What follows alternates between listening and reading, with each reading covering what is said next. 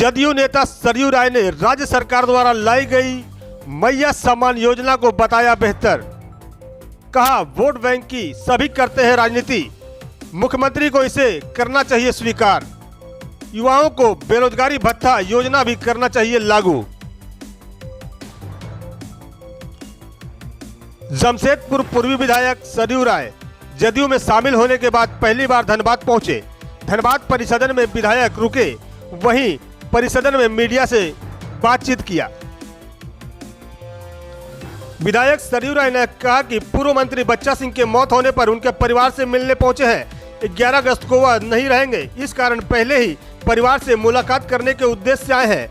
वहीं राज्य सरकार द्वारा मैया योजना पर कहा कि योजना राज्य सरकार की बेहतर योजना है, सभी वोट बैंक के लिए राजनीति करते हैं, इसे मुख्यमंत्री हेमंत सोरेन को स्वीकार करना चाहिए। लेकिन योजना शिविर में बहुत व्यवस्था खराब है, इसे सुधार करने की जरूरत है। मुख्यमंत्री से उन्होंने आग्रह किया कि 20 अगस्त तक इसे बढ़ाया जाए।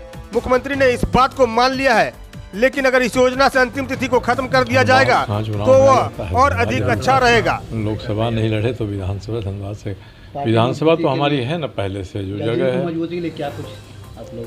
नहीं, जदयू में मैं तो नया आया हूँ, जो जदयू के लोग पहले से हैं वही मजबूत करेंगे।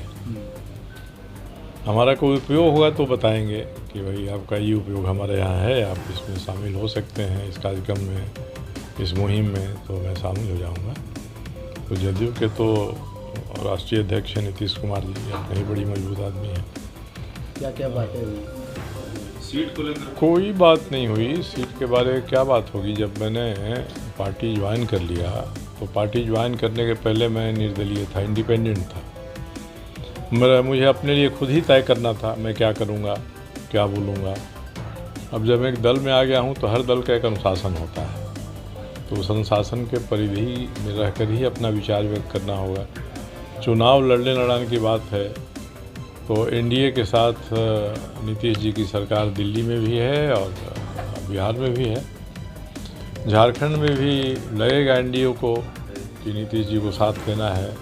तो ये ऊपर की बात है, बात लोग करेंगे, हम लोगों को इससे कहीं प्रभावित नहीं होने वाले हैं। बात बनेगी तब भी ठीक, नहीं बनेगी तब भी ठीक। आपकी पार्टी थी उसके बिलाए क्या? और पार्टी के लोग अभी सब इकट्ठा नहीं हुए हैं। हम लोगों की पार्टी है, कल भी जमशेदपुर में मीटिंग थी, उसके पहले रांची में हुई थी। उन्होंने कहना है, उनका कहना है कि हम विलय करेंगे तो जो जनता दल यू की इकाई है उसके पर बातचीत हो जाएगी औपचारिक, और बातचीत हो जाएगी। हम लोग को लगेगा कि नहीं मिल जाने से अच्छा होगा हम लोग के लिए तो मिल जाएंगे, लगेगा अलग अलग रहें उसके लिए भी लोग तैयार हैं। अभी तो अगला चुनाव आ रहा है ना, उस चुनाव के ही दृष्टि से पार्टियों की या जो राजनीतिक व्यक्ति हैं उनका जो भी कदम होगा वो चुनाव को ही देखकर होगा। मैया योजना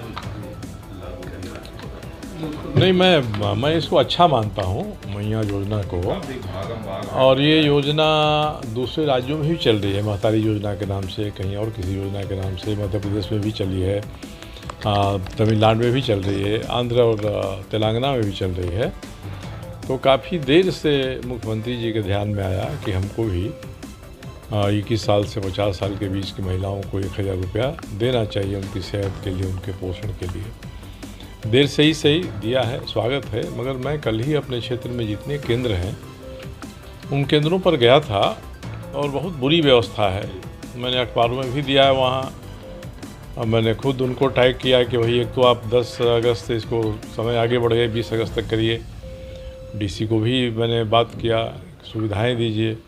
सबसे कठिनाई क्या है कि जो सर्वर है वो सर्वर ही काम नहीं करता है, सर्वर जाम हो जाता है, इसलिए कि पूरे राज्य भर का लोड एक ही बार सर्वर पर आ रहा है और सर्वर की उतनी क्षमता नहीं है, सीधी बात है। तो इसको वोट बैंक से देख सकते हैं, वोट बैंक है भी, वोट बैंक तो बनता है इसी तरह से ना, जहाँ जहाँ योजना लागू हुई है वोट बैंक बना है। तो वोट बैंक के लिए तो सारे दल वोट बैंक के लिए ही काम करते हैं, भाजपा हो, जदयू हो या जेएमएम हो, कोई भी पार्टी है। वोट छोड़ देंगे तब तो फिर मठ हो जाएगा, मठ में जैसा जोगी हैं वैसे आप मठ में रहिए। तो इस तरह का कोई आधार नहीं होता है कि ये वोट के लिए क्या जा रहा है। हम तो कहते हैं कि मुख्यमंत्री को स्वीकार करना चाहिए कि हाँ मैं कर रहा हूँ, वोट मिलेगा हमको इससे। जो नहीं कर रहा उसको तो नहीं मिलेगा, जो कर रहा है उसी को मिलेगा कि नहीं मिलेगा इसलिए जनहितकारी योजना है। सरकार के खजाने का पैसा जनता तक सीधे पहुंच तो रहा है। हम तो चाहते हैं कि जो नौजवान हमारे हैं 20 साल के ऊपर के, 50 साल के नीचे की उम्र के, उनको भी बेरोजगारी भत्ता के नाम पर 3,000-4,000 रुपये की राशि देनी चाहिए मुख्यमंत्री जी को। और मेरी कल बात सुना उन्होंने तो 5 दिन समय बढ़ाया है मैया सम्मान योजना का। और मैं उनसे कहूँगा यहाँ से लौटकर कि इसकी कोई अंतिम तिथि मत रखिए। जब जिसको हुआ वो इसमें शामिल हुआ।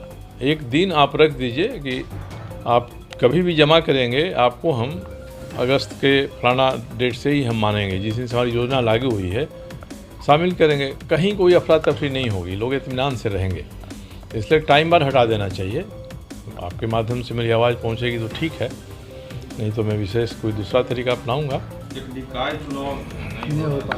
अब नहीं होगा, कोई गोलबंद हो, पार्षद हो, और मुझे नहीं लगता है कि विधानसभा चुनाव के पहले ये संभव है।